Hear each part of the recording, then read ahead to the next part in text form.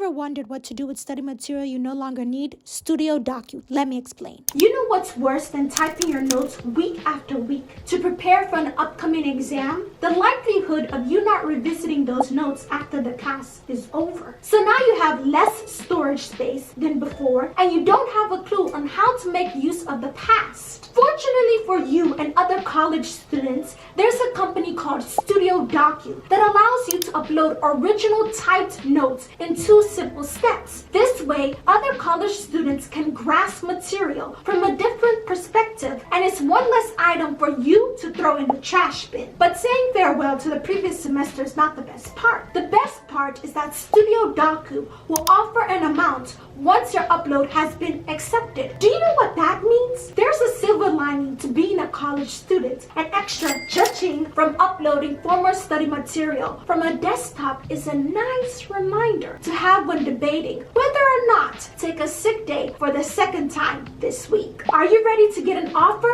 Then scroll to the pinned comment to create an account and upload your documents.